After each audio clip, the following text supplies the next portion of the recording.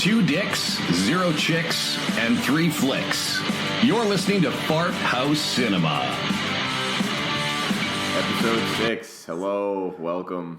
We're happy to have you. Thanks for being here. If you stayed with us after our 50 Shades of Grey debacle / brilliance. Traumatic experience. Yeah, we're still recovering from that. As are most of anybody who had to see that train wreck of a film. Yeah.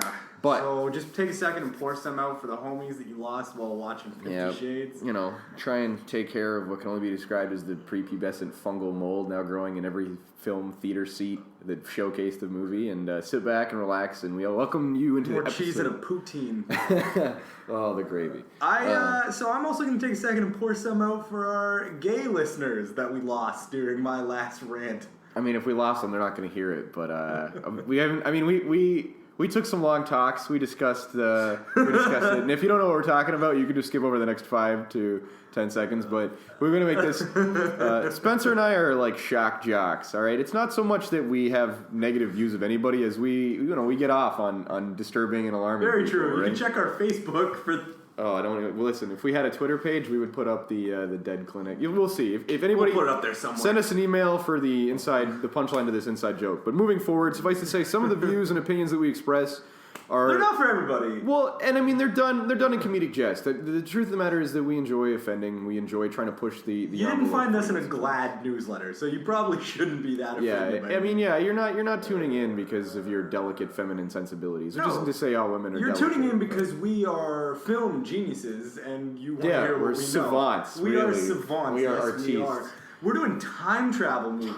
Travel movies. We have some of them are movies. We had it was a long debacle. I mean, I think two thirds of the docket, right? If we can resurrect that word, bring it back in time, close the loop on that one. So we're doing Interstellar, Snowpiercer. Oh God, we have to watch that other train movie. Look, moving forward though, the 3 films that we are reviewing tonight are the classic Back to the Future. We're doing, I know, a personal favorite now of Spencer's, which is Time Cop. Oh, fuck you. And we're closing with Looper. Initially, we were looking at some other stuff.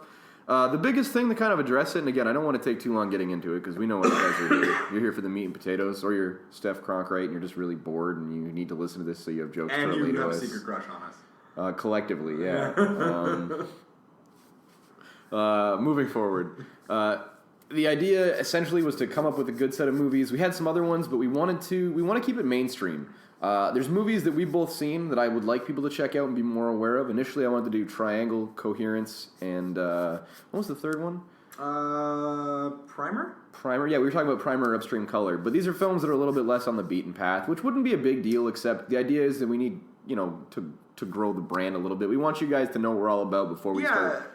We like a lot of movies that are off the beaten path, and I mean, we will get there if we get to at least 10 episodes. I mean, the idea right now is if you tune into the cast, we want you to be able to jump in and find movies you've seen. I mean, every now and then we'll maybe throw in a movie you haven't and encourage you to go see it. Or that you shouldn't. Yeah, we'll take the hit for you. Or the whipping, the lashing. We're not going to watch 12 Years a Slave. Stop hinting at it. Not until we get Mike Garrett on board. That's true. And there's our arbitrary Mike Garrett reference. So without further ado... let's just time travel. Let's Back to the Future. Let's hit 88 miles per hour and do this bitch. Or 85 because that's the year. No, it came out in 85. 88 is the miles per hour. That's what I meant. I was doing a segue. You just shit all over it. Now we're here. Now we're stuck in it. Anyways, so 85. 85. Back to the Future. Michael J. Fox. Pre-Parkinson's, but as I know for a fact because I'm a medical doctor. Yep. Where I come from in my home country. Yeah, you Googled it. Yeah. Yeah. Oh wow. Yeah.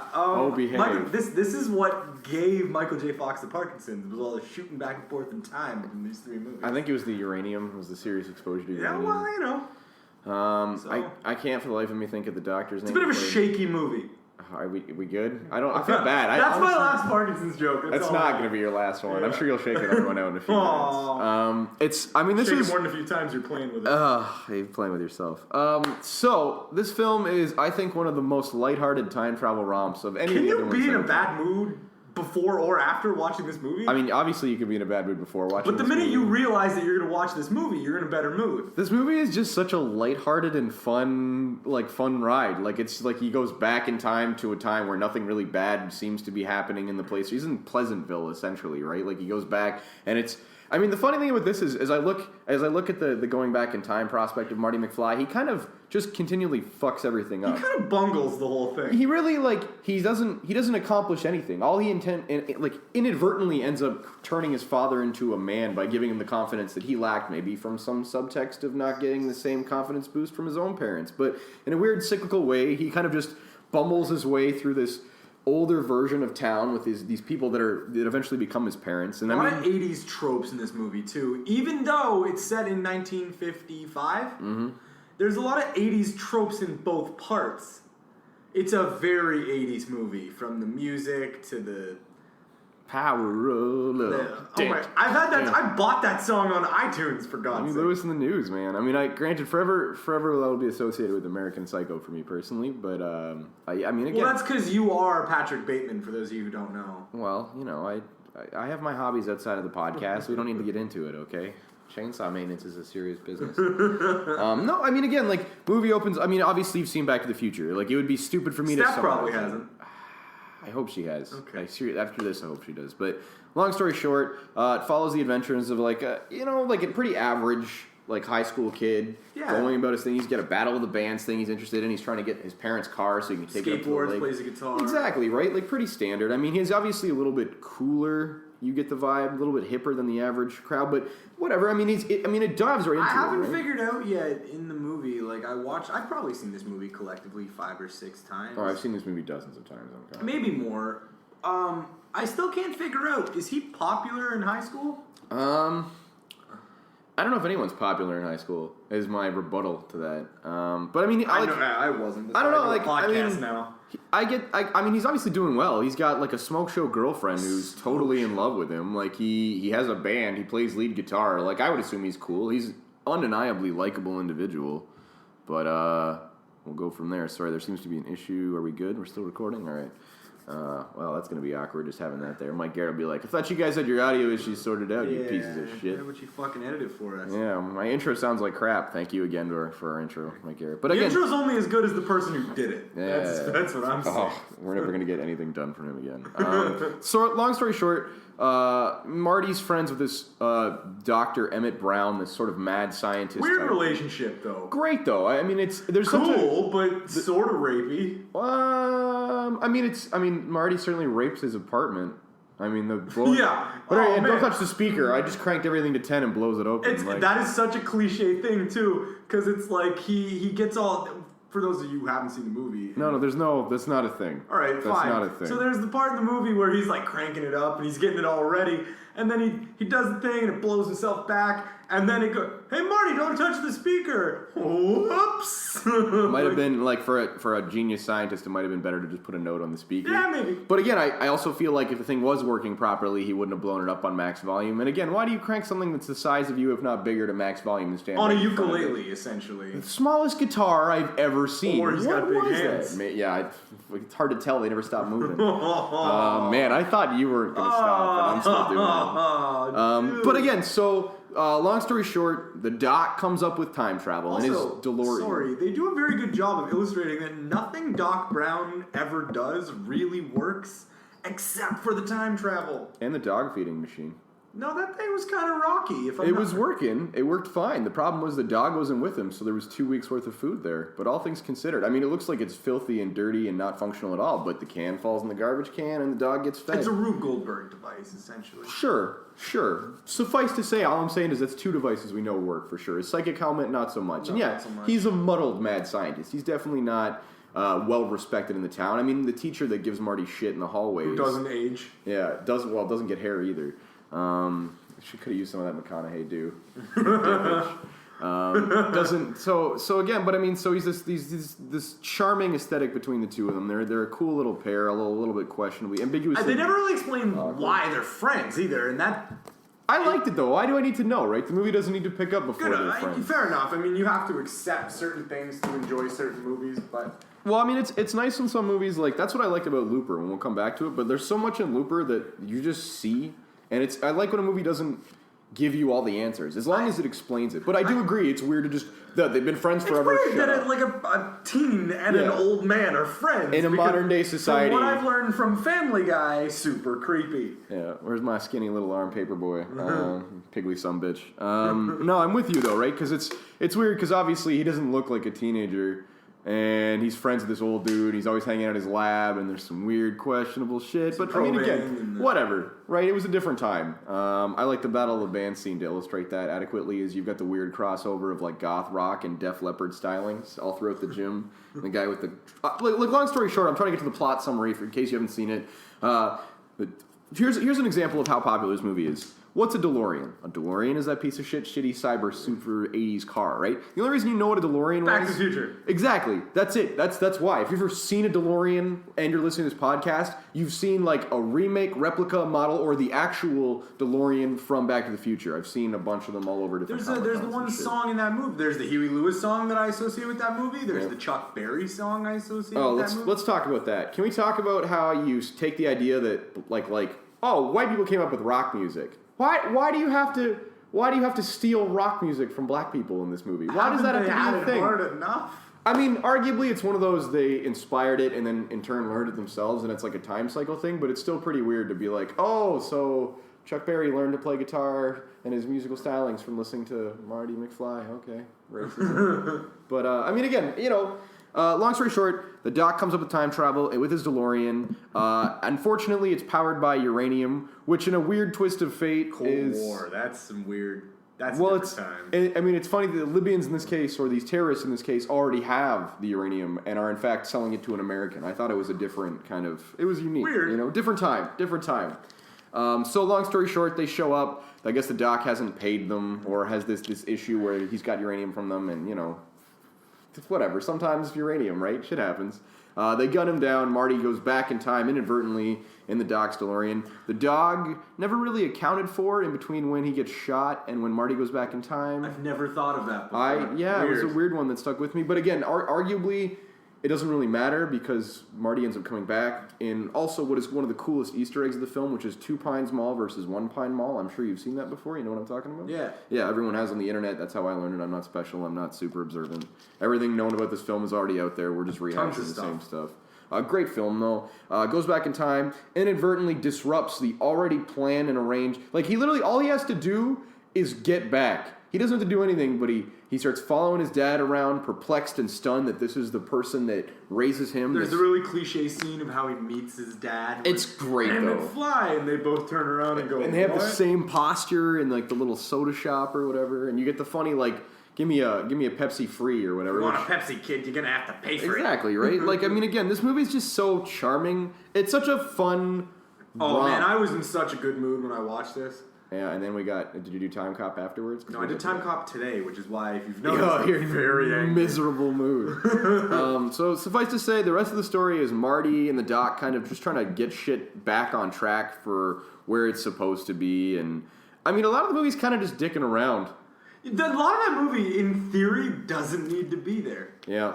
Honestly. I mean, it's the bigger and darker implications for the film, the stuff that actually gets my kind of interest peaked as opposed to just the joyful sort of romp that it is so Biff attempts to rape his mom, and they pretty lightly glance over that because, his dad ends up smacking Biff in the face, so it works out. You get your damn hands off her. Crispin Glover. Oh, so weird. But I mean, again, it's an iconic scene. It's a great scene. It's a hell of a haymaker. He makes Biff do a 180 and into the car. And then he just...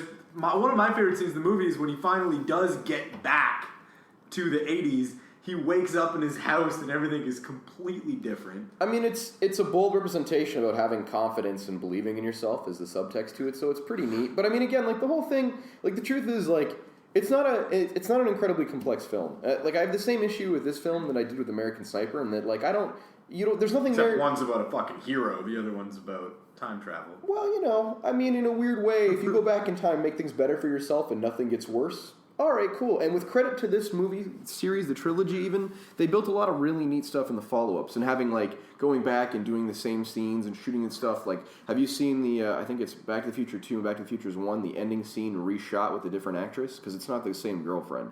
But yes, they did it almost I have seen all 3 point. movies. Yeah, exactly. So, I mean, again, they do some, like the trilogy alone is worth examining, but we were doing time travel as a whole. In terms of good sequels, other than, I'm going to leave Star Wars. Star Wars is, A, had some of the best sequels, and B, some of the worst Well, the ones. first, technically, I guess the 4th, 5th, and 6th movie, but I don't Yeah, know. the original ones, those 2 sequels are some of the best sequels of all time. I have faith that they're going to bring it back with the Disney adaptations with the new movies, but yeah, I don't know. Episode 1, 2, and 3. But in terms of good sequels, I would say that Back to the Future are the other 2 best sequels ever. I don't want to label them as such. I definitely agree they're good. I feel like I need more time to figure out the best sequels because I feel like Dark Knight has like one of the best sequels, but then the third movie shits on it, so it's hard to. I like the third. Wow, we've talked about this a lot. We don't need to go down that road again. Let's focus on Back to the Future. I do have one major beef with this movie. I got a couple I want to talk about now that we're at the ending phase of it. It's not the hair this time. Go on. Is it the suspenders on the short sleeve button up? That too, but for that was a weird one.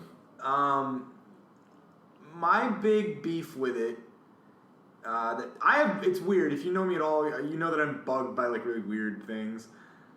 The big thing that really fucking pissed me off in this movie is when he goes back to the 80s and his brother at the beginning of the movie is just a piece of shit. Just a douche. And then when he gets back to the 80s, he's like wearing a suit, and he's like, "What are you doing wearing a suit?" He's like, "I wear a suit every day to the office." Why the fuck are you living at home? We have no idea the context of it. They don't offer it. He could have just as equally a shitty job. I mean, that's the darker subtext of this film, right? First and foremost, having Biff still around. I mean, I saw this on Cracked, and it was a great point about, like, this guy tried to rape your mom, but now he waxes your car and he's all nice and shit. I've also never thought of that before. Like, it's pretty dark. Oh my god. And again, like, these aren't... It's a big thing with time travel, and I'll come back to this, especially with Looper, and also, I mean, Time Cop in a different way, but the same way. Like, when you change a timeline you're in, you don't know these people. They aren't the same people. They weren't raised the same way. So it's like, it's great and it's cool. Again, Time Cop specifically remind me about this, because the ending is really fucked up in Time Cop. But, like, again, like, that's not his brother and his sister. That's a different version of them entirely. And, I mean, it raises the question, like, maybe Lorraine and his dad had such a quality relationship. Maybe they were so madly in love to the perfection of the what is it? A rhythmic ritual. Oh, I love it. Doc Brown summarizes the Under the Sea school dance at some point in the film as like a rhythmic based like ceremony. You actually sent this. I sent it to you on Facebook because I thought it was hilarious. But suffice to say that like their course, like the path of their relationship is violently changed now because of like this new renowned passion, this new self-confidence. Are they the same people? Are they? Well, right, and then you get into this new like this crazy like subtext of like, would you ever be the same person? Like, how much does one little ripple affect the entire ocean, you know, or the pond, what have you? So it's, I mean, that's 2 gets really dark if I'm not mistaken. They all have pretty dark subtext, right? 3 is the Wild West one, which is just kind of weird and fun and rompy. But 2 gets really really weird because he's kind of trying to meta control things. And what I love about 2, not that I want to derail because we are supposed to just talk about the first one, but there's so many scenes where he's looking at himself or watching. I love it. I love that. Like, this is a different version of myself. I think Time Cop did it in an interesting way, and Looper. Time Cop did nothing in an interesting way. We'll get there. We'll get there. I mean, all in all, like here's the problem with me trying to shit on this movie or not. This movie is such a staple of my childhood. It's fun. It's clean cut. It's a lot of good times. And there's some swearing. I can honestly tell you, this was the first movie that I ever watched without my parents being weird that had swearing in it.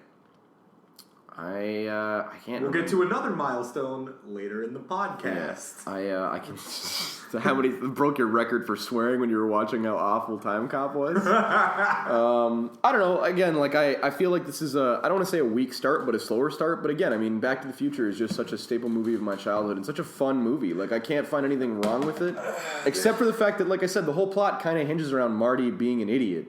Like if he only focused on doing what he's supposed to do, this would be a short film. Yeah, exactly, right? And then like no one talks about the family he traumatized in the middle of nowhere based on the fact that an alien crashed into their house. No one talks about like yes, it's great that his father becomes a science fiction writer, but what if he just went insane because he now knows that aliens exist? Also, what's he do when the terminology Darth Vader comes out in Star Wars? You know what I mean? And like, does Star Wars not exist now? and how come no one's freaked out by the fact, and again, this is an argument I can't even make because this movie's been dissected so many times, but like, you meet a friend in high school, and he pretty much changes your life, brings you and your future wife together, and you name your kid after him, basically, because you think it's a great name. You're not weirded out that when he's 19 or 20, he looks the fucking exact same as this dude that you wanted to bang at some point? Like Calvin Klein, that shit would drive you insane. Like, you wouldn't believe it, You wouldn't be able to right? figure it out. I mean, at the same time, though, like, and it's something I'll talk about with Looper, too. Like, the weird thing is, like, when a timeline is different or changed, like, how much do your memories stay the same? Like, how much this, how much that, so... Yeah, and I hear they're rebooting it, too, and I'm not excited. I'm all about time travel. I think there's so much room for cool shit. I think it's such a profound, heavy concept, especially when you look at the idea of, like, potential realities and stuff, which is what I'm saying. Like, I'd love to talk about time travel for the next 40 minutes, but... I'm going to ask you one question that's not movie-related, but I feel like I feel like we've been doing a terrible job of keeping anything movie-related. Do you actually think that time travel is possible? I mean, so first and foremost, like, and again, I'm by no means am I educated and expert about this, but, like, time is a perception thing. Like, we all think time moves linearly, like, it just moves forward and backwards, and that's not physics. That's not how it works. It's just how we perceive it. So I would say that to ask if time travel is possible is to overlook the fact that we exist then, right? Like, it was a different physical location. I don't know that we'll ever be able to do it, and more problematically, I've always derived as the idea of, like, objectified time travel. So hear me out on this. Like, let's say you want to go back in time and you want to kill Hitler, right?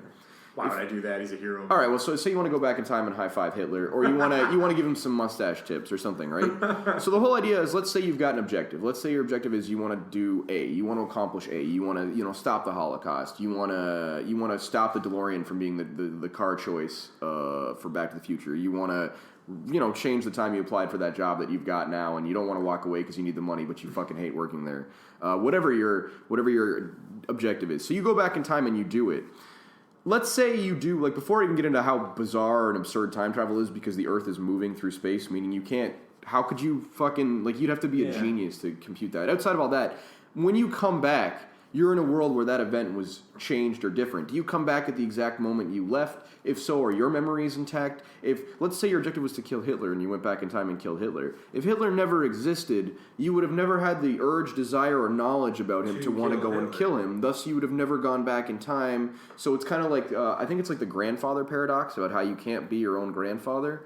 But then there's a lot of, like, the interesting kind of thought that's been provided to me before was that, like, reality itself it seems logical, but it may, in fact, all that matters is that things work out. So maybe I tell you the code to unlock a door that you could unlock only because I told you the code on how to unlock it, and you get into loops like that. I don't know, man. It's some pretty fucking meta, complicated shit. So my answer is, I don't think time travel, the way we perceive it, is possible, and I don't think it'll be possible until we understand a lot more about the universe. But I also feel like it would be a really fucking bad idea.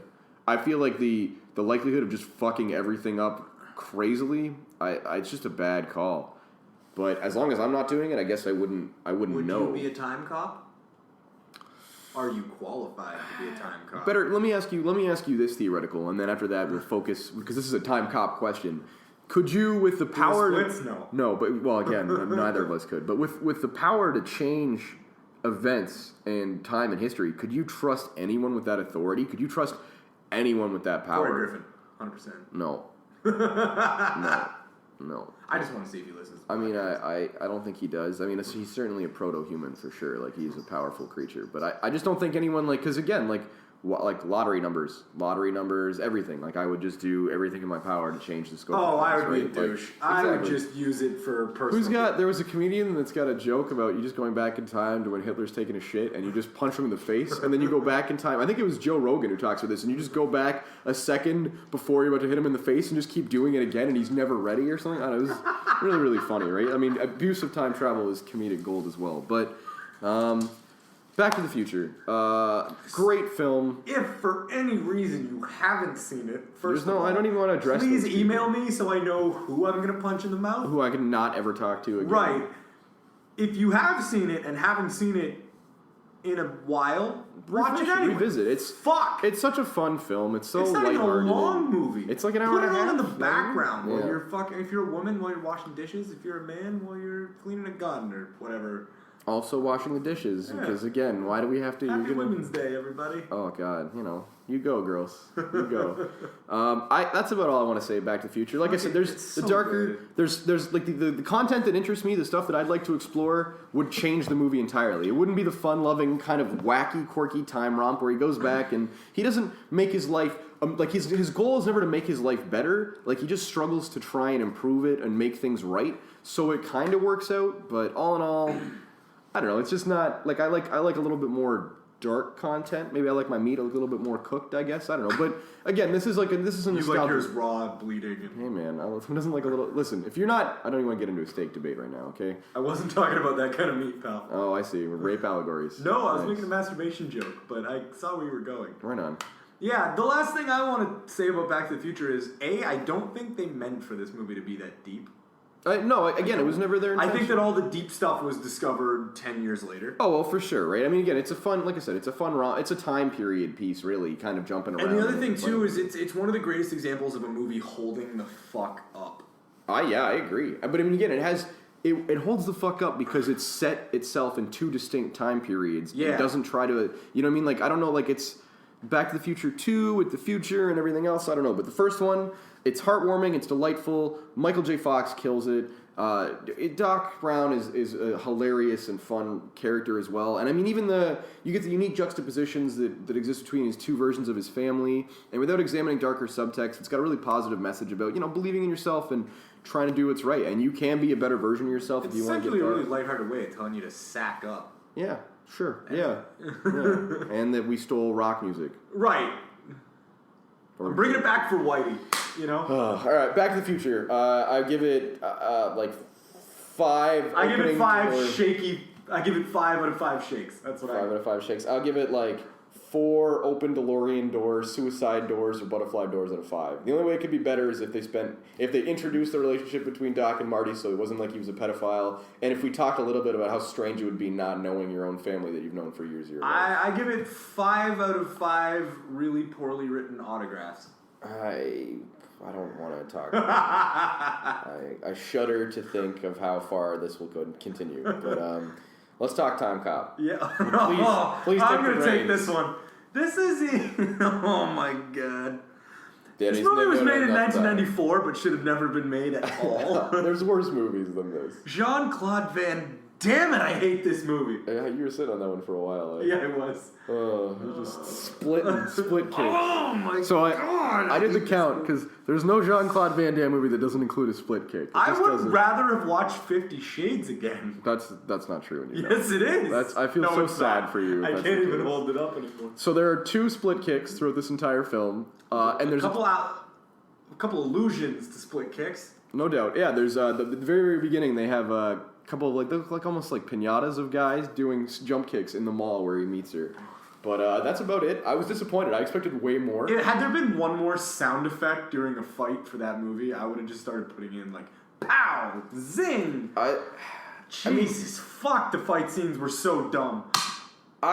So there's a lot of issues. There's a lot of plot issues that I have with this film. Is there in a 1994 time travel movie? Look, fuck me. But there's some cool concepts here. Just stick with me. Is there though? Stick with me. Not Jean-Claude Van Damme. Wow me. All right. So right off the bat, we have this allusion to how time travel's become a thing, and I think the unique thing is it opens with a Civil War robbery, and watching a dude unload on these like that never really comes up again. Well, it's explained in the first 5 minutes, and this is what I love it. This is a story of a competent agency that's not entirely corrupt. So again, there's this gold robbery from like the Civil War, 1863, exactly. In the Podunk, Georgia. When he pulls out the 2 machine guns and unloads on these 4 horsemen, these cavalrymen with pistols, I love it. I don't know why. I think it's hilarious. But so following that, there's a meeting of these guys, these senators, and they talk about how recently their organization broke up an arms deal or like a weapons trade with a guy using gold that was stamped from the turn of like the Civil War. Exactly. Yeah. So it's unique because they're aware of shit going down and they actually stopped it. It's not like, we don't know about time travel. It actually depicts this government agency that's fairly, like, on the ball about it. Yeah, they don't really make him out to be like an incompetent failure of an agency. I appreciated that. I mean, which is more than you could say about the movie. But suffice to say, this meeting talks about how they need this, essentially like a committee or a police group to control time travel because it's a thing now. And at first, all these senators are like, yeah, you want money, it's bullshit. And then he points out to them, like, listen, we're talking about people controlling the fate of the world, like changing everything and how much it's a serious issue. And we're introduced to this character, Senator McComb, who, like, he's the bad guy just from looking at him. I don't know if it's because he looks like a clone of Hans from Die Hard. He's so smarmy. That's what it is. He's just he's the villain. He kind of reminds it. me of you, actually, which is 100% accurate. I'm not fucking around. I could be United States Senator. I'll take that. I take that as a compliment. Yeah, you be a Republican, you piece of shit. Hey, are you gay? If so, get out of my country, you immigrant piece of shit. And there's the last demographic. Yeah. And we're done. All right. This has been a fun podcast. Pack this shit up. Okay, so long story short, though, we get introduced to this cop, Walker, who's played by Jean-Claude Van Funny, Damme. because I've never met a Belgian man named Walker. I don't want to get into this. I do. I'm fucking mad. Stop. I'm mad. Nothing about this movie makes sense. Why is he an American cop? They allude to the fact that he can't speak English. I've been pulled over. I've been involved in some stuff with some police officers. They all spoke the native tongue very well. Why does the Terminator have a German accent if he's a robot? Don't be a douche. Like, you got a problem with Jean-Claude Van Damme, so be it. But you can't put all the problems of the film on one actor. Mr. Freeze! Arnold Schwarzenegger played Mr. Freeze, and everyone thought it was a good idea at the time. Hey, chill out. Like, what killed the dinosaurs? His eyes age. It's fucking terrible. It's garbage. It's Drek. He fucking took a big shit on Batman. Would you rather watch Batman and Robin or 50 Shades? That's not even a real question, is it? It's a real question. I would rather watch paint dry. There's me than 50 loading Shades. the question. Fucking load that shotgun barrel in my mouth if I have to watch 50 Shades of Grey again. Look, suffice to say, as I've said now for the 19th time, because this is all about time travel and time looping. Bad. It follows the story of a time cop. So bad. The unique thing is, of course, like at the beginning of the movie, his wife gets killed, so you have this subtext. She probably did it to herself because this is so bad of a movie. 3 guys go into the house after they like beat the shit out of him, and then the house explodes right away. Like, it doesn't even. Their house in that movie bugged me too. It was unnecessarily big. Yeah, for a cop salary, for a chick who didn't seem to have a job. Yeah. But it was also like really creepy. I just like this like you never really understand why they try to kill her. I mean, I guess it's because he stopped the rollerblading guy, but like it's one of those weird things I would where stop any and all rollerbladers. But I don't have a problem with rollerbladers. I don't know why you got to shit on that demographic. All right, keep on rolling, baby. To quote Fred Durst, which he's a sage. Seriously, did you just Limp Bizkit? I did listen. Well, I don't want to use that terminology. Really, yeah. Look, getting to the point. His wife gets killed. It fast forwards like I think like 10 years or something. It's like a pseudo. It's 2004. It's semi-futuristic world, and this is what I like. It's got that ridiculous like Total Recall future effect where they take a car and they just strap a bunch of plastic and paint on it, and they're like, it's a future car now, even though it's just a car. Yeah, I mean, it's got that illusionary future tech. I love their offices. I love their low budget underground tech offices. I like it. I honestly, Time Cop, I found kind of charming. Really stupid, but kind of charming.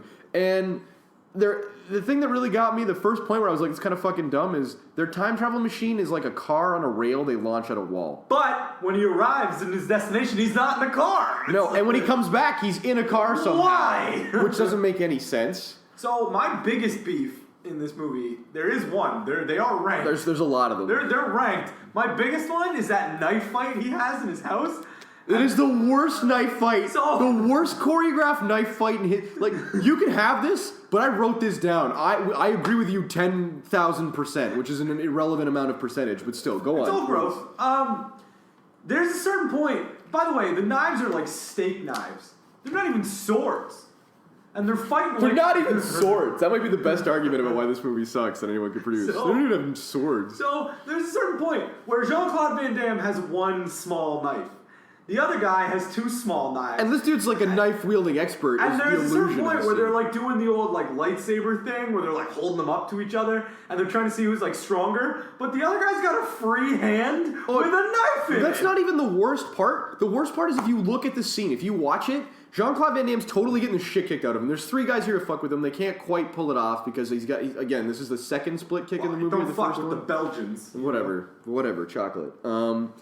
He holds the knife out in front of him. Like a candle. Like as if he was looking for a fist bump. And he holds the knife upright. And this other dude just attacks the knife. It's not even a fight. It's straight up Jean-Claude Van Damme's like, I don't know how to fake this, so this is what I'm giving you. I'm going to put my hand out. Adjust your fucking depth. You will stab him eventually. I don't know. It's just, it's super dumb. And then, of course, after he wins the fight and does a really weird but kind of funny taser dodge where he 5,000 volts, motherfucker. 50,000, I think. Whatever. It doesn't resonate. It still ends in motherfucker. Yeah. You know? Again, swearing is nice. We talked about this. Swearing has its moments. The only redeeming quality of this movie is that there's a very 90s boob. There's a few boobs. I feel like they were all very 90s. Yeah, definitely. Again, you got to give this movie credit. 12 minutes in, there's a sex scene. That's like there's virtual not even reality sex. There's not even and then a really good sex pun. Oh yeah, and then doing I call that safe sex. Yeah, looks like safe sex to me. Yeah, it's. Wasn't this the first movie you ever saw a boob in? No, the first movie I ever saw a boob in that I can. Well, I'm confident I saw boobs, but the first movie I ever took note of holy shit, I can find boobs here if I need to was Office Space. And it's the scene where he's like, hey, dude, turn it to channel 7. Look at that. And they're looking at, it's like a self-massage guide, or, I don't know why I'm miming that out in person. Or why you looked at my chest, too. That was uncomfortable for both of us. Focusing on Time Cop. So for some reason, I thought, because we did talk a lot about this movie before we did it, and I remember having that conversation, within the same day. So I did get a little bit... We talk a lot about boobs. We do, a lot. A lot. Because we don't see enough of them. We're working on remedying that, but it's hard to get date rape in such a high dosage or demand. Yeah, super offensive, right? Good stuff. Moving forward. So it follows the story of this cop who his first case is taking down his partner, which is kind of cool. Stock market crash. Yeah. That was really the only time that the time travel was cool. The rest of it was just him going back and forth to the same place. I mean, I liked it though. I think it was a neat concept. The way he's I can't go back. He'll kill my family. The way that he shows up and he's pocketing all this stuff, and because he's got to take it back to the future. But of course, all of it falls apart in the next 10 minutes when the guy pulls out an automatic future weapon and starts blowing holes in the office. And there's no work done whatsoever to cover up what these people have witnessed and seen. And it's just there was a guy here and now he's not, and this dude jumped out the window, and who cares? Because there's an Irish cop. And he got him back in time, just in time before they both fell to their death. Well, I mean, they don't really make a big effort to talking about how time travel works, and it's kind of the same mechanic they put into Looper, which is pretty funny. And I think it's good. I don't think you should try to explain how time travel works, because the more you examine it, the more likely it is your argument is going to fall apart, the more likely it is you're not going to be able to make sense of what's going on. So he brings back his partner, who alludes to the senator who's doing the oversight for this whole time travel cop movement, which is McComb, and that sets Jean-Claude Van Damme on the chase to take down McComb, and his old partner who gets brought into custody fucking says the whole thing to him, but won't testify because he knows his family will get wiped out. And what I like is that he's punished to death or sentenced to death, and they punish him by putting him in the exact same second that he was pulled out of as he was falling with Walker, and that's how he dies. I thought that was pretty neat, right? Because it sort of repairs the timeline for all these people that just looked up and saw him vanish, and you can in your mind think that they can put him back to that second that he's about to vanish. So it just looked like he was gone for a second and then he's falling. Maybe people were like, oh man, it looked like two people, maybe not. But it's a cool concept. And then they introduce an internal affairs officer who's at McComb's request. And then they end up going to this lab that they barely explain that this guy's essentially got the technology that's going to get super money-making computer tech, essentially cold storage technology. And very Demolition Man. It's interesting.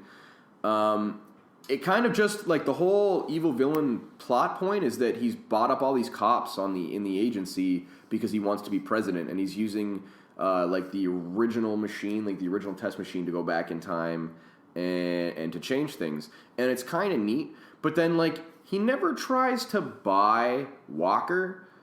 And this really bothered me about the film, because Walker's big thing, his big MO, and he even talks about it at the early point of the film, and it even becomes the climax, is that like he's mad because he can't go back in time and save this woman that he loved. Again, a woman who died because reasons we don't really understand, but then later it turns out McComb was responsible for it. I don't know. The plot gets really convoluted and stupid. Yeah. And while it centers around like McComb's desire to be president, in the end it just centers around Walker's life and gets totally weird and absurd. But at the same time, it's kind of a fun, rompy action movie. It's got the Total Recall feel, but not the quality. One of the cool things I thought, this is the only cool thing about this, is that all three movies use different principles of time travel, with the only real similarity being don't fuck with anything. I mean, They all kind of introduce at least one element that's different than the rest of them. And all three of these movies actually have one thing in common, which is they do all change the timeline. They do at different points. What I like about Time Cop is when there's points where When it it comes... ends, the credits. Well, yeah, I'm sure that has its moments, definitely. But what I like is the way that he comes back and the people are different, the things around them are different, they don't seem to recognize him. They do take him at face value a little bit more than they should. Again, there's weird points like, if you two weren't friends, you wouldn't have sent him back in the first place. How is there no record of his mission? The company's name is different. There's little nods here and there. I would say it's a really layman's approach to time travel, but all in all, I mean, Time Cop is an action movie that has time travel elements in it that they don't even want to get that deep into, but they do a good job of switching stuff around, and having him come back and talk to his wife before she dies again is kind of neat. And then, like, the big turn of the film is that, like, he's back in time now, and he's trying to track... Like, it just gets so convoluted. Like, he has to go back in the time to find this internal affairs officer who betrayed him to work for McComb, but then McComb shoots her, so she's got to help him. But then when he goes to find her again, she's not dead, but she's stuck in that timeline. But then someone kills her, and then everyone's chasing him, and then it all just kind of comes to a front at his own house. And the big turnaround is that he invites the senator at the time to come and visit his house where he knows they're going to attack him. But again, there's not really, like, it doesn't really explain why they're there, and suddenly McComb is in the mix. Like, this movie wraps up really quickly, and I think it's because early on it bit off way more than it could chew.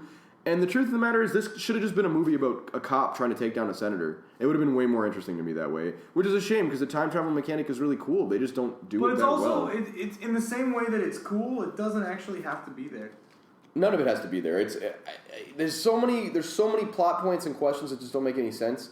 And like, if this guy was already able to go back in time and succeed in one way, couldn't he have just given himself more money? Like, couldn't he just go, like, if you only get to make one decision, don't you look for one decision that could make you win everything? Like, don't you look you know what I mean? And like, why do you want to be president when you can just be rich as shit? Why do you want to run the country? Like, why do you want that much work? Like, you only want to be like there's just no, what's his motivation is power, but it's just stupid because you could just be at the head of every corporation you wanted to. And again, coming back to it, like, why make an enemy out of Walker? If you've got the means to go back in time, you could just be like, listen, dude, I get the idea. You're an upstanding guy. I can't buy you. What if I can give you your wife back? Well, fuck, Walker would be your right-hand man. Walker gets his wife back. Everybody fucking wins. Like, it's just so, like, it's a non-essential, like, combative mechanic. And I mean, the irony is that Walker resents McComb so much because he's like, if I can't have my wife back, you won't get rich, or you don't get to be president. And it's just like, I mean, you guys could work together. I mean, who gives a shit, really? Can't beat him, join him. I don't know. I just, like I said, I mean, they established that McComb's a bad guy, and he shoots a lot of people, and he doesn't give a fuck. But I mean, ultimately, the scene where he dies is so fucking stupid. I get it. They're going for the same matter can't occupy the same space. And they just fucking melt. But I wish, yeah, like, I mean, I guess they were going for... the most 90s CGI I can ever remember. They were really enjoying their effects budget at the time. I mean, yeah, the truth of the matter is, it's a bad film. But it's kind of... I would say if you want... Like, if you're keeping it in the same vein as casual, non-too-serious time travel...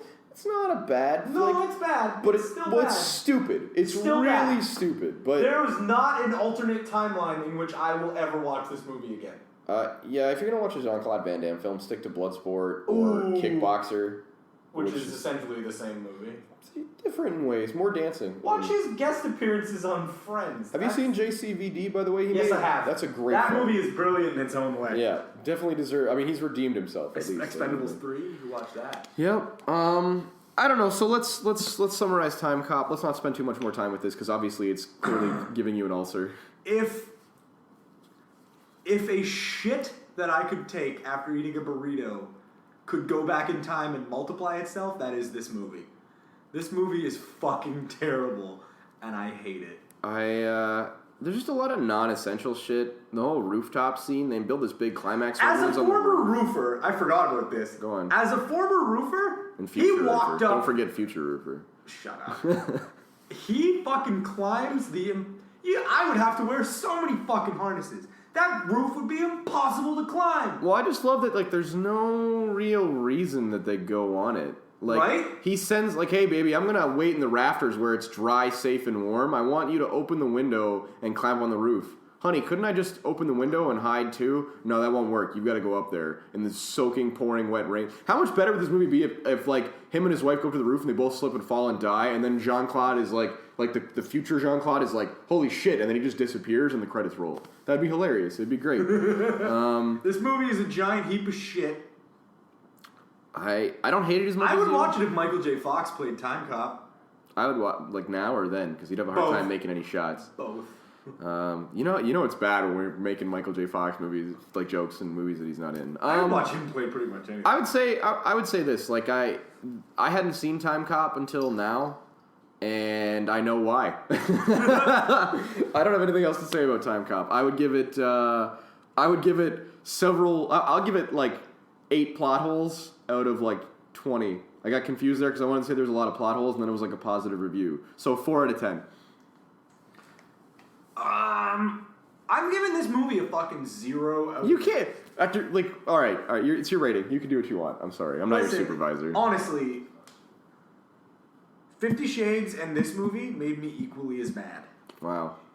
That's bold. That's bold. You hated 50 Shades that much. I fucking hated both And movies. this movie that much. Wow. All right. At least 50 Shades, I had an erection for like 3 seconds. Man, like, he kicks the shit out of some dudes. There's some guns. Are we talking 50 Shades or are we talking... No, we're talking Time Cop. Cop. I don't know, man. I think you're giving Time Cop too hard to rap, but you're welcome to your opinion. No, I don't bad. think, It's fucking bad. We got dissent amongst the reviewers, so you guys should check out Time Cop and tell Don't us. fucking watch Roadhouse. You don't know anything about movies. Have you seen Jaws yet? Yeah. How's that feel? You throwing stones from glass houses, motherfucker? Is that how that feels? I say check out Time Cop and tell us what you think of it. And if you wish that at the very end there was a time machine so you could go back and stop yourself from watching it. Tell you what, if we can get more emails to the podcast email saying Time Cop is not a bad movie, I will purposely watch it again. I think people should just lie and say it was a good movie just to make them watch it again. Seeing you suffer always puts a smile on my face. Long story short, Time Cop, definitely go back in time, don't watch it. But like I said, I think there's some moments that put a smile on my face. And like, again, it's got that 80s action trope, like over the top. But it's in the 90s, so it's fucked. The whole movie is fucked. For over the top ridiculous action sci-fi movies, I gotta give it like an okay, like I gotta let it through. But yeah, I definitely think it's bad. There's a lot of better. There's better Jean-Claude Van Damme movies. There's better time travel movies. So why do you need this film? And that's the best argument that I can make about getting rid of it. And that's the last argument I want to make about it. All right, so the third movie we're doing is Looper. Thank God we get to redeem ourselves. This movie's fucking awesome. I really like this film, and I know. And I liked it the first time I saw it. I really liked it the second time I saw it. This time, I guess it had been the perfect amount of time. There's some movies where, like, if you see them too often, you wear them out. If you take too long between them, it's like you've seen it for the first time, so you really don't appreciate it. I feel like I waited the exact amount of time to watch this movie again, and when I came back to it, I'm like, fuck, this movie's good. And for the record, I hate Joseph Gordon-Levitt. Like, I fucking hate him. I don't know him personally, so I don't have any real problems. There has only ever been 2 things. Third Rock from the Sun? Yes, and this movie. All right. Oh, and Hesher. So hey, man, don't forget his important role in Sin City 2. Why is... Okay, now we have to review this movie. We'll talk. We're going to do that and Dinner for Schmucks. So I mean, if you haven't seen Looper, go see it. Long story short, in a post-apocalyptic future... not even post... I don't want to say post-apocalyptic, but a dystopian future. It's the only future in which driving a Miata makes you kind of cool. I have no response to that. I believe that's a pure work of fiction. No, so they have hitmen in the now, or like I think it's like 2024, something like that. Yeah. Yeah. So there are people in the now that are needed, like in the present day, to dispose of bodies from the future, because in the future it's so difficult to kill someone. So criminal syndicates and organizations are the only ones that have access to time travel because it was banned when it was first kind of invented or created. And so they're called loopers. And loopers kill these people that are sent back from the future and then dispose of the bodies in the present. It's really, really kind of a gritty sort of telling of this hitman. It's a really grim world. I agree, and I think they do a really good job. It's also Joseph Gordon-Levitt doing a Bruce Willis impression, which is kind of interesting.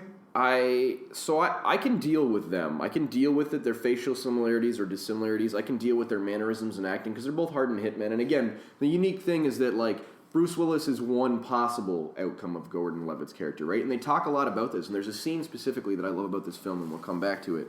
But the long and short of it is, it centers around what's called closing your loop, which is when they get tired of using you as a hitman, they send you back to the present, and you yourself kill yourself. Right. Why you have to kill yourself, I don't really understand, because it's kind of a big glaring plot hole. Like, why do you need to kill yourself? Someone else could just kill you. It doesn't... I mean, it's kind of the centered point of the film, and they don't really address that. Maybe it's a loyalty thing. Maybe it's... I mean, obviously, it's a plot essential, because you need to have the delay of not killing your own guy. But Joseph Gordon-Levitt's... I can't even say his name. Joseph Gordon-Levitt's character gets sent back in time, and of course, it's a different circumstance, and he fails to kill him. And the severity of this is impressed to us based on his friend having failed to close his own loop earlier on in the film. I mean, again, so it follows Joseph Gordon-Levitt's character as well as Bruce Willis's character. We're playing the same person, but obviously in like a 30-year difference, 30-year span. It's a really fascinating film that even like... It's not enough to deal with time travel in a dystopian future, but also to have telekinesis thrown into the mix as well. And I really like the way they did it, though. That was interesting. I very much like this movie. I'm big on the aesthetic of the movie, and for the most part, I'm actually really sick of a lot of like future movies. But for some reason, this movie took like a weird new approach that I've never really thought of before. I think it's the overlap of like old tech in the stage of new tech. It's like obviously society has collapsed and things have gone wrong. The guns they're all using seem pretty outdated and kind of bizarre. There are all these weird revisions of revolvers and six-shooters, and the weapons they're using are... What do they call the shotguns? Do you remember? Blunderbuss. Which, again, I want to talk about this. Here's something I noted. Early on in the film, there's a spot where he's going in to pay his silver bars to get in or to deal with his commission or whatever else have you from the last kill. And there's a box that says, Looper's blunderbusses. It's like the equivalent of, like, having a spot that's, like, Hitman's guns. Like, why would you have a sign for that in your establishment? I mean, I get it, but it's just such a weird... Yeah, like, when you walk into a bar, there's no sign that says, like, rapist neckbeards or something. I don't know. Bad example, but I know what you're saying. It's the same way, right? Like, you don't have labels on your criminal-oriented activities. It doesn't work that way. But, I mean, so it follows... I really bungled that joke. I'm sorry. That's all right. You don't have to apologize to me. You have to apologize to the audience. Also, rapist neckbeards is pretty funny. I mean, we're basically alluding to, like, child murder shorts and rapist glasses. And it's funny that we mentioned child murder shorts because this movie features... one child murder, one child murder, one attempted child murder, and a third attempted child murder, in fact. This movie's really dark. I don't really need to... And I appreciate it because I like a good dark movie. It's gripping and it's gritty. I like the Shanghai realm. I like how... So the character is wants to go to Paris, and then when he's trying to hide his learning French or something. Well, yeah, I mean, it's to talk to Beatrix, who's like the diner recipient or the diner waitress, and he's got a bit of a thing for her, so be it. But so the neat thing about this film is that you get to follow his character. Like, so when Bruce Willis comes back to the present. And he fights Joseph Gordon-Levitt in the brief moment of the exchange, which is really, really awkward, too, because he hits him with a gold bar, so he can't shoot him right away. But then in the next scene, he's kind of just struggling awkwardly to not shoot this guy who's got to run at him from 10 feet away. It just bothers me because he's like, it's unnecessary struggle. Like, if you wanted to shoot somebody who had to run at you, you could do it. Like, even if they threw a bar, just my opinion, the subtext to it could be like maybe you couldn't bring yourself to shoot yourself. I don't know. I don't want to. Yeah, I think that's probably most of it. I think that would have been better. I think it would have been better if he couldn't have, if he didn't shoot him right away and he ran off and then he chased him and he got away. I thought that would have been better. But it's cool because it establishes early on that he's a fucking badass and he takes out his own gunman. And he has a note, get out of the city. Of course he doesn't. Again, I don't need to summarize the plot. I want to talk about the things that I like. Hops in his Miata, fucks off. So, the first half of the movie, like the first quarter of the movie is devoted to summarizing what loopers are and what they do. Right. The second quarter of the movie introduces his friend who fails to close his own loop, and we find out about the repercussions of not closing your own loop. And we get Joseph Gordon-Levitt in bad standing with the organization. I would say nearing the end, or like nearing the halfway point, you get to follow what happens to Joseph Gordon-Levitt after he kills his target. And this is the introduction to Bruce Willis's character, essentially. You follow him as he goes to Shanghai and not Paris, funnily enough, as he was advised to do by his boss and his employer. And do you know the actor who plays him? Because I can't remember his name, but you know what I'm talking about. Yeah. So while you're looking that up, it's really, really neat to kind of watch him wind up in Shanghai, and he's got all this money when he first get there, and then he gets really, really into drugs. This is kind of like an important theme with this character, because again, Joseph Gordon character is not like a happy good guy. He's not. No, he's very much an anti-hero. Well, and he references his own cycle, which is like being like alone and given up, like as a kid, like his mother gave him up into, or like sold him into this like pickpocket organization essentially, and then they in turn put him in a situation where he wound up working for these guys who quote unquote gave him something he owned, or gave him something that was his. So which actor am I looking up here? Jeff Daniels, I believe. Yeah, Jeff Daniels. He's been in tons of shit, but he does an incredibly good job playing this, like the mobster who's running the city currently. And I mean, there's so many allusions and retroactive references. Like, there's a point where he's talking about how the fact that this guy's running the city would be impressive if it was any other city. And you get this idea that he basically thinks it's a chicken shit operation, which I think is only proved later on when Willis ends up tearing the fuck out of the whole place. Yeah, he goes kind of psycho. It's one of the best rampages, I think, in such a short amount of time. It's like a 2-minute rampage, but it's phenomenal. He rips the whole place up, and then he's got 2 P90s just running around killing shit. They don't show you the scene where he rolls the what's his name's final, like his holdout or whatever, but it's, I don't know. I mean, all in all, like this movie's just got such a rich environment. They create a very cool environment, but also at the same time an environment you don't want to be in. Thematically though, but I mean, again, like Extracted, we're not in it, right? So we get to review it. Like it's so dark and gritty, but so interesting, right? Because you have this. You have the abject poverty that's consistently outlined throughout the whole film. I mean, even early on, when he's at the club and they're celebrating their friends closing the loop, which is this really dark subtext, and even references like people that have no forethought. You know, they do a bunch of drugs and they're out driving around, and he nearly runs over that like emaciated, like redheaded kid who's just sitting in the street, and you see him kind of at the wheel, fingers like white knuckled, clenching the steering wheel high out of his mind, and he can't like maybe he's gonna run the kid over, maybe he's just stunned, maybe he's just kind of trying to not come face to face with the fucked up reality that he's in. But it's another mirror moment. It's another moment where he's looking at a kid who's been abandoned by the world and isn't going to have like the chance to come up and be decent, which is a big theme throughout the film, is the idea of like abandonment, and his mother issues are undeniable. His obvious mother fetish is kind of creepy too, when he like after his friend dies, after he sells out his friend, when he's dealing with like the escort, I want to call her, from the club that he's infatuated with but obviously knows is a useless relationship because it's not about, you know, it's not about romance or chemistry. It's about paying for it. You know, he gets her to stroke his hair when he says, I think I just got my friend killed over money. And then he offers to give her money, and she's like, no thanks. And it's a really dark moment because you realize how little chemistry there is generally between him, especially as she's like sitting there rubbing his hair and looking up at the clock. Like, it's a really grim and sad portrayal, you know. But, I mean, that reaches its turning point when Willis comes onto the scene. They get to meet, and it's such a cool scene when they do meet up. Fair enough. In the diner. I mean, that's one of those scenes where I just think it was so cool, and it's neat to get into that headspace, the idea of meeting yourself. Could you? Oh man, there's so much advice that would give me. But I mean, it's different because it's advice you can't take, right? Like he's like, because the future Bruce Willis wants you, like your future self. Let's do it that way. Your future self wants you to take the path that he's taken, so you can meet this woman, and it's great because the present you is like, no, fuck you. I don't want your life. I don't want your problems. Show me what this woman looks like, and I'll never be with her. Like, it's such a profound and dense subject matter, and it's so good.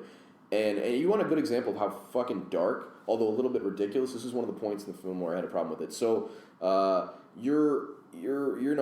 future you gets away. You didn't close your loop, and then all of a sudden he's trying to hop this fence to get onto this train, and he sees an arrow appear on his wrist, and he looks down, and it's like, meet us here in 15 minutes. And the cool thing is they're torturing the current version of you and marking him so that the future version of you sees it. So this dude's mid-fence climb when he realizes his fingers are missing. And so he starts running back to this warehouse. And then the whole way there, it's like, in 15 minutes, they seem to cut off, like, his foot, his legs, his hand, like, so much shit to the point where by the time he gets to the door, he's little more than, like, a torso with one arm. And I get that, like, firstly, it's heinous, right? Because that means someone's going to be alive at the end of this with a little more than a couple limbs. But, like, it just seems a little bit, like, if you take enough of my limbs, I'm never going to be able to get back to you. Do you know what I mean? Yeah, that whole scene kind of seemed a little bit fucked up to me. Like, I mean, I think it was an intention to display the horror and the terror and the moroseness of how much that they were going to fuck with you if you didn't get your loop closed. But at the same time, it was just like, if you cut off my legs, I can't drive to come there. Like, what am I going to do, right? nor can I knock on the Yeah. door. And I mean, and the same thing, like, there's some issues with the plot holes too, right? Because it's like, you got to close your own loop. So obviously they don't want to kill the present version of you because then there's no future version of you. But then if there's no future version of you, then you never got away in the first place. Like, they don't really, Yeah. you know. I mean, your intention is for me to kill myself anyway. Why not just fucking... And I mean, like, Yes. arguably you can't, like, if they send him back from the future, he ceases to exist at that moment anyway. So it doesn't even matter whether or not you kill him in the present, especially if he can't return. Like, there's so many more issues and questions and holes. And, like, the same thing is true of, like, there's that scene where at the diner, after they meet up, the cowboy posse led by the screw-up who shot himself in the foot, there's two things about the scene that bother me. One is that they don't shoot Joseph Gordon-Levitt right away, which doesn't make sense, because even if you didn't want to shoot him, you could shoot him in the leg and maim him so he couldn't get away, because if you get one, you've got the other. And if you get the future one, you don't need the... Like, it's just... There are issues. And I love the film because of its style. I love the grit. I love Bruce Willis's motivations and how dark the road he goes down is, because he kills kids and shit, like, because he's trying to stop this Rainmaker, which... This is like the third quarter of the film when they introduce this character of this mob boss who takes over and immediately starts shutting down everyone's loops and wants everyone to take themselves out. And he's called the Rainmaker, and it's this guy with crazy psychic abilities, although you don't find that out until later. He's just a one-man army who's just taking over, and no one can stop him, and he's brought the four main cities of the world together under his own control and rule.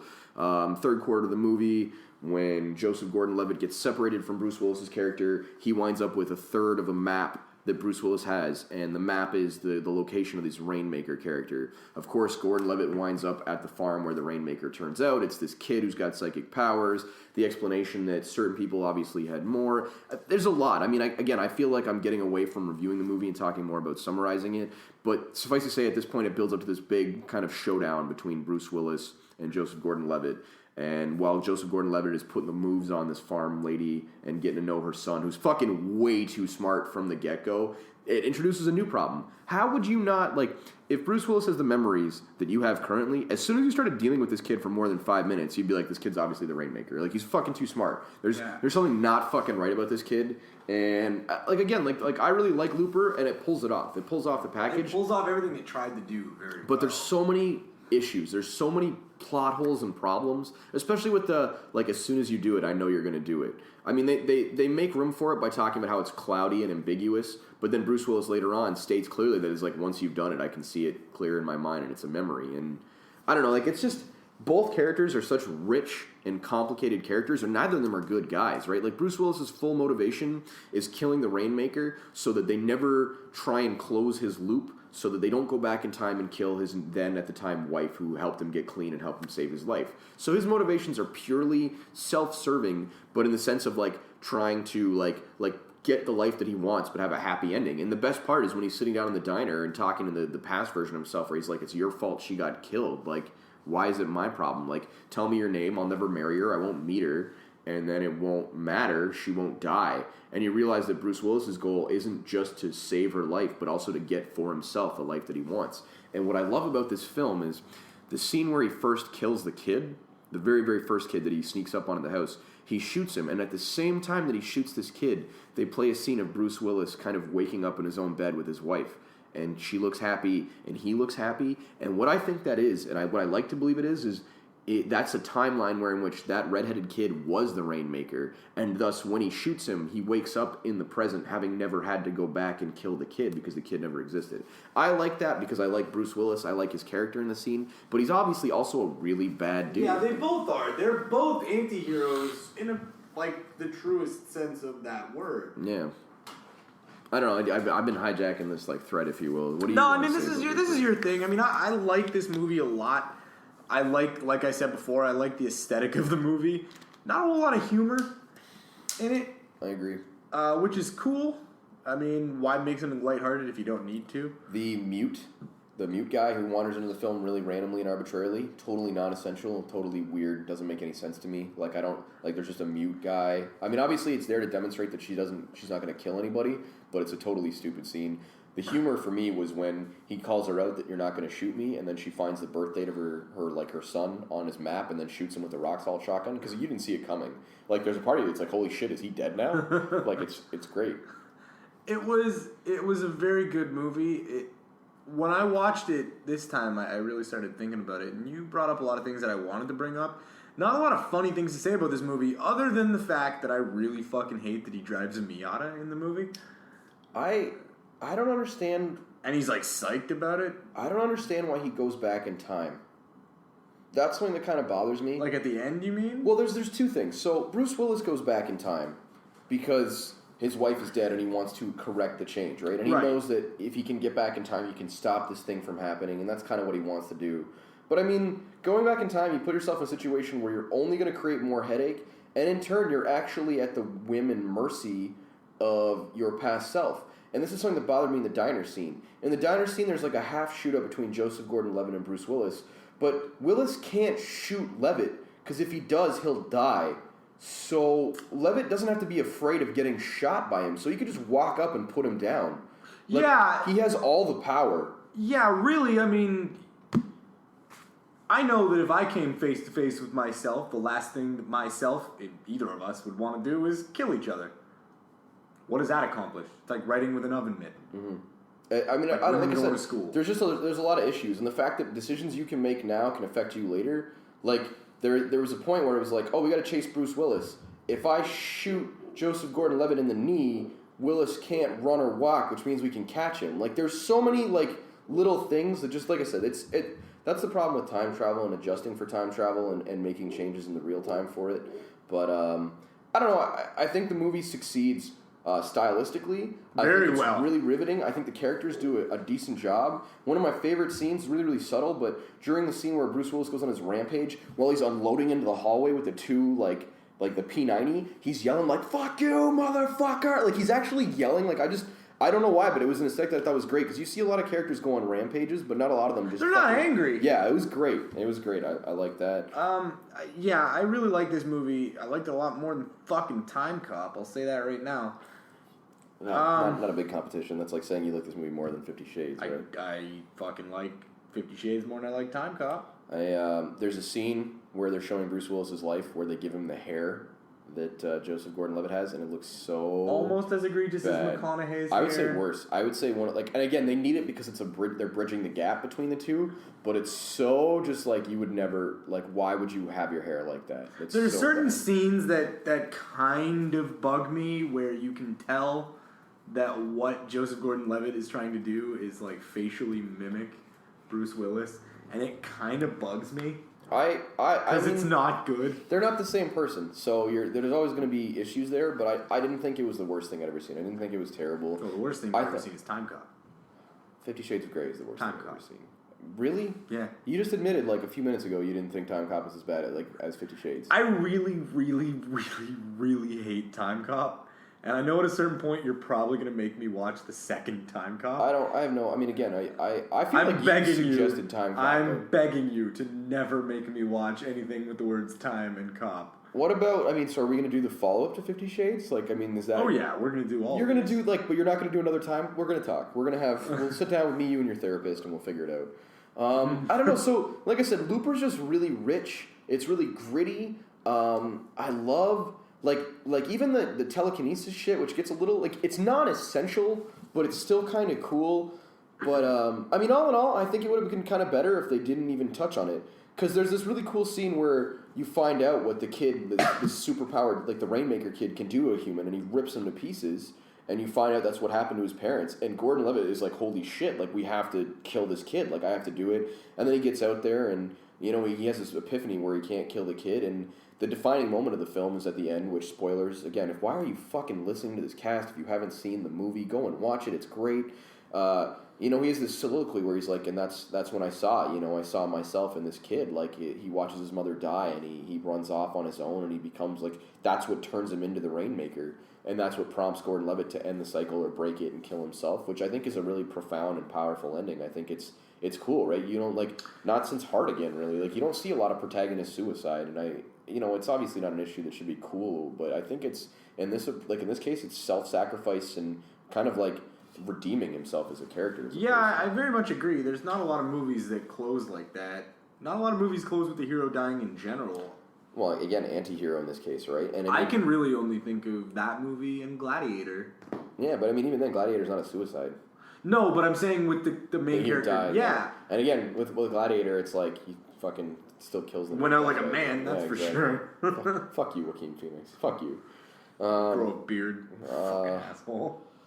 I mean, I don't know. Like, it's just really good. Like the truth of the matter is, it's like for all the glaring plot holes and time travel. I forgive it. Exactly, everyone would. Absolutely, it's just badass. It's cool. The dystopian future. Not a future I want to live in. Not a future I want to live in. Let me ask you this. This is what I wanted to ask you. Could you close your own loop? No. Me neither. I'm way too much of a narcissist to close my own loop. But here's two things in regards to that. Like, one, like, if you're gonna go back in time, shouldn't you have a better plan than I hope he doesn't shoot me in the chest right away? And two, like, 30 years from now, they're going to try and kill you. You know that because at the time when you were assassinating people, you know that because you already know about it. Why 30 years from when you why wouldn't you prepare? Why wouldn't you be semi-ready for it? Why wouldn't you take steps to avoid it? Like, that's what bothers me. Like, Bruce Willis's character, like, obviously his life gets fucked up and he doesn't think about it. He thinks he's off the radar because he's in Shanghai, but, like, it baffles me that, like, in his criminal background, he wouldn't keep a gun on hand or, like, tell his wife, like, hey, listen, so this is the 30th year. I'm going to take this year and just be away from you just in case shit goes down. Like, he takes no steps to avoid the inevitable, and it comes to bite him right in the dick. And it's like, it's literally, that's why I love the cafe scene, because it's Joseph Gordon-Levitt, like, the present version of him being like, it's your fucking fault. Yeah. And the cool thing about that is, like, that's why he's got to go down these. Like, that's why he's okay with shooting a kid, because the world gets crazy fucked up. All kinds of people die. All the loopers get killed, and on top of that, like, he loses his wife, and it is his fault. So he's got to deal with that. So it's a story of, like, one character, multiple versions of him kind of overlapped, and the decisions he makes that define his life. And I like the alternate timelines. I really like the way they do it. Like, I think stylistically, this movie's a big success. And you forgive it for its plot holes because of it. Absolutely. The acting in this movie is good. The design in the movie is good. The minimal use of music is good. The sounds are great in this film. Yeah, the gunshots are good. I love the scene where she closes his pocket watch at the end of the film, where you can hear the ticking right up until she closes the actual latch on it. Such a small thing, but just so profound. Like, there's so many good things. So many little good things about this movie. I very much enjoy it. I would absolutely, if you're not ruined by what we've said about it, I would absolutely, if you haven't seen it, go and watch it. Not much else to say. I have not much else to say about it. This is a weird set for podcast films, because I feel like this is, with the exception of Time Cop, which was so, like, when we get to a movie that's so bad, it's not fun to watch. It's hard for us to sit around and make fun of it. I kind of enjoy that you hated Time Cop as much as you did. Looper, we really you would, because you're a sick fucker. I had my moments. I mean, and again, I had a hard time with Back to the Future, because even if I could find things that were problematic about it, I don't want to. I find things that are comically bad about Back to the Future. Suspenders and short sleeve button-up shirts, sure. Breaking up kids, like, no regard whatsoever for the timeline. Another egregious error made in all of these films, right? But it's cool in Looper because they address how it's like little changes of impact. Absolutely, yeah. I would absolutely recommend Looper. Joseph Gordon-Levitt's best film, I think. Give him time. I think he's all right. I think he's. I gonna want make him other to stuff. close his own loop eventually.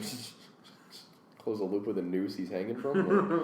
I don't have a problem with Joseph Gordon-Levitt. I didn't hate him in Third Rock from the Sun. I loved him in that. I love Bruce Willis all the time. All in all, I would give this. I would give this movie. 7 blunderbusses out of 10. Really, that's. I mean, for the critical, I would say I'm gonna say 5 revolver bullets out of 6. Because the plot holes, I can't give it full marks. You know what? I gotta mark this one out of 5 too. I just marked it out of 6, but go Did for you? it. Yeah. I can't go 10 because 7 seems too low, but it's not that Go low. 7.5. We can do change. No one gives a shit. We have the least useful rating system since. Our rating ratings- system is as useless as Marineland protests. I had to. That's all right. I had to. I was hoping that would go They've been making better. some success, man. Fuck Marineland. Fucking. I'm not a big fan of mistreating animals unless I get to eat them. So like everybody else. 4 veal cutlets out of 5. Sure. Fucking 4 animal rights activists out of 5. We'll do it. 4. Again, I'm gonna go back to my old one. 4 out of 5 frivolous lawsuits. Sure. Yeah. What is it? Salary stipends or leads. 70% garnished wages. Yeah, garnished out of 100. wages out of 100. Yeah. Anything you want to add to close out? We usually get into this situation where we talk about some other films or movies or stuff. Yeah, I kind of want to pitch an idea where we each pitch an idea of what the next one should be, and the people that listen to it. Fall back on it. All right. I want you to go first.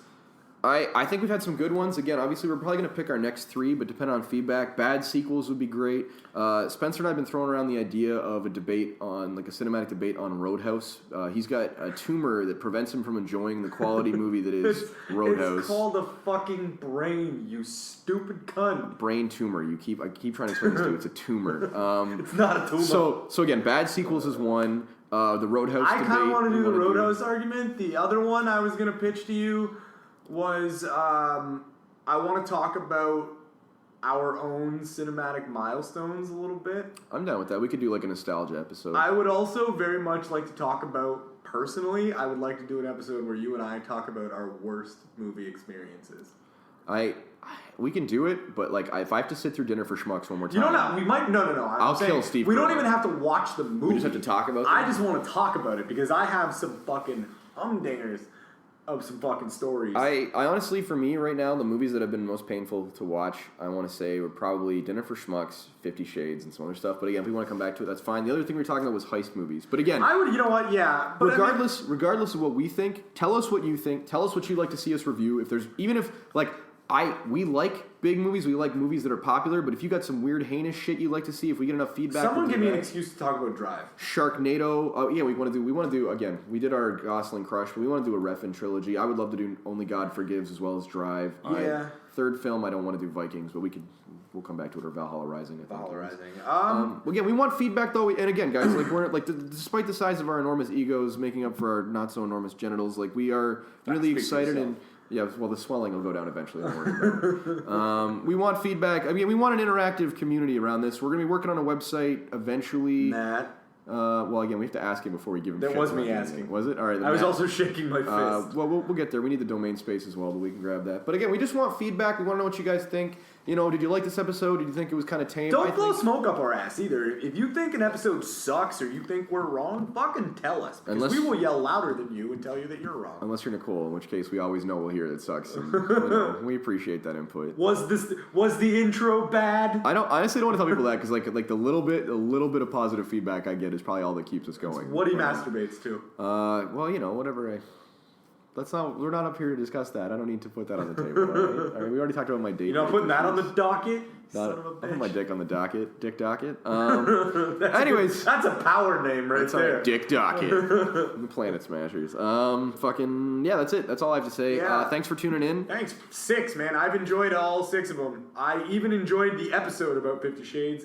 Hated the movie. I mean, the nice thing, I think a big thing too, is trying to get the format down. Like, I think it'd be better if we could get 2 good films, but 3 you guys had isn't some bad. ideas, man. Let us know. Hit us up. We'll talk longer about 2 movies, and if we don't have to do a 3rd one. So yeah, and you know, if you like it, please let us know. Tell your share friends. it, put it out on Facebook, do Don't whatever. tell